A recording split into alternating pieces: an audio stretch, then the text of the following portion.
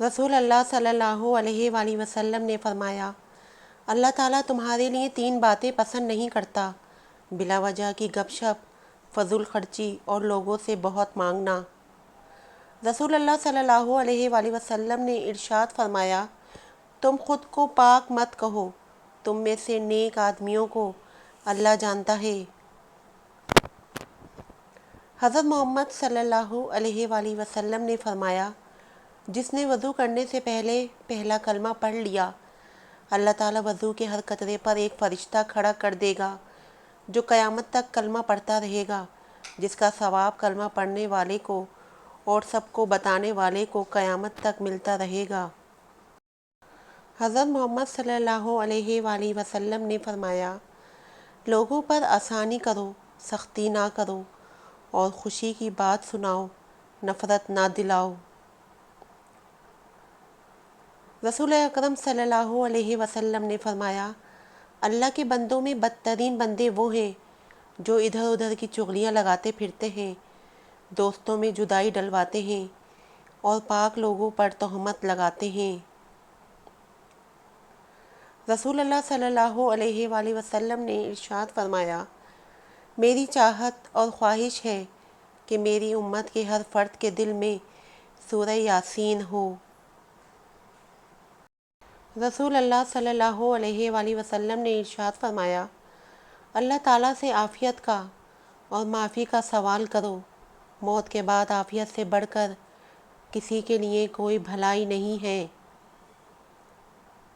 نبی کریم صلی اللہ علیہ وآلہ وسلم نے ارشاد فرمایا، سب سے بڑی زیادتی یہ ہے کہ آدمی ناحق کسی مسلمان کی بے عزتی کرے۔ رسول اللہ صلی اللہ علیہ وآلہ وسلم نے فرمایا، وہ شخص جو اپنے رب کا ذکر کرتا ہے وہ زندہ کی طرح ہے، اور وہ شخص جو ذکر نہیں کرتا مردہ کی طرح ہے۔ رسول اللہ صلی اللہ علیہ وآلہ وسلم نے فرمایا، اللہ نے تم پر ماں کی نافرمانی حرام قرار دی ہے، اور والدین کے حقوق نہ دینا اور ناحق ان سے مطالبات کرنا بھی حرام قرار دیا ہے۔ رسول اللہ صلی اللہ علیہ وآلہ وسلم نے فرمایا کہ جس نے سورہ بقرہ کی 2 آخری آیتیں رات میں پڑھ لیں، وہ اسے ہر آفت سے بچانے کے لیے کافی ہو جائیں گی۔ رسول اللہ صلی اللہ علیہ وآلہ وسلم نے فرمایا، کامل مومن وہ ہے جو خوش اخلاق ہو اور گھر والوں سے نرم سلوک کرنے والا ہو۔ رسول اللہ صلی اللہ علیہ وآلہ وسلم نے ارشاد فرمایا، ہر چیز تقدیر سے ہے، یہاں تک کہ عاجز ہونا اور ہوشیار ہونا بھی تقدیر میں ہے۔ رسول اللہ صلی اللہ علیہ وآلہ وسلم نے ارشاد فرمایا، سب سے بڑھ کر سود یہ ہے کہ کسی مسلمان کو شرمندہ اور بے عزت کرنے کے لیے زبان درازی کی جائے۔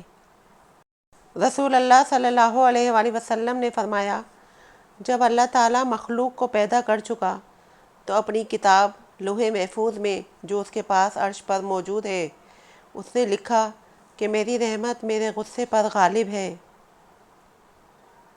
رسول اللہ صلی اللہ علیہ وآلہ وسلم نے ارشاد فرمایا، زیادہ مال جمع کرنے والے لوگ اللہ کی نظر میں حقیر ہیں، مگر کثرت سے صدقہ کرنے والے اللہ کی نظر میں محبوب ہیں۔ رسول اللہ صلی اللہ علیہ وآلہ وسلم نے فرمایا، نرمی جس چیز میں ہوگی اس کو بلند کر دے گی، اور جس چیز سے کھینچ لی جائے گی تو اسے پست کر دے گی۔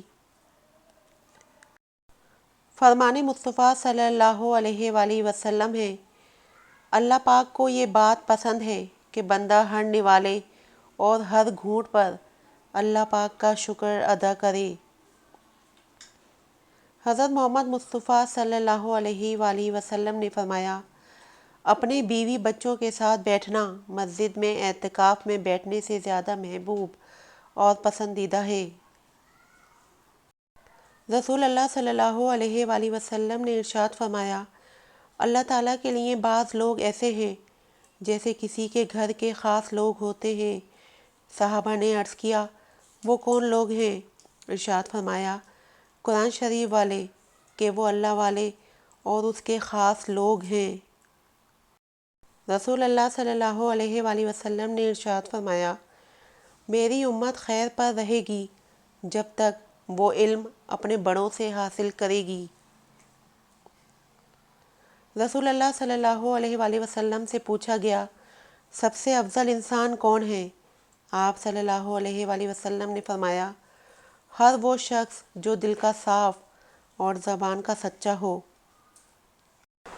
نبی اکرم صلی اللہ علیہ وسلم نے فرمایا، جس بندے نے لا الہ الا اللہ صرف اللہ تعالیٰ کی رضامندی حاصل کرنے کے لیے کہا، قیامت کے دن اس پر جہنم کی آگ حرام ہوگی۔ نبی کریم صلی اللہ علیہ وآلہ وسلم نے ارشاد فرمایا، لوگوں پر ایک ایسا زمانہ آئے گا جس میں آدمی اس بات کی پرواہ نہیں کرے گا کہ اس نے جو مال کمایا ہے وہ حلال ہے یا حرام ہے۔ رسول اللہ صلی اللہ علیہ وآلہ وسلم نے ارشاد فرمایا، قیامت کے دن لوگ حساب و کتاب میں مبتلا رہیں گے، صدقہ دینے والے اپنے صدقے کے سائے میں ہوں گے۔ نبی کریم صلی اللہ علیہ وسلم نے ارشاد فرمایا، صدقہ پروردگار کے غصے کو بجھاتا ہے اور بری موت سے بچاتا ہے۔ رسول اللہ صلی اللہ علیہ وسلم نے ارشاد فرمایا، دنیا میں ایسے رہ جیسے کہ تو پردیسی ہے یا راہ چلتا مسافر۔ نبی کریم صلی اللہ علیہ وسلم نے ارشاد فرمایا، دو گناہوں کی سزا دنیا ہی میں مل جاتی ہے، زنا اور والدین کی نافرمانی۔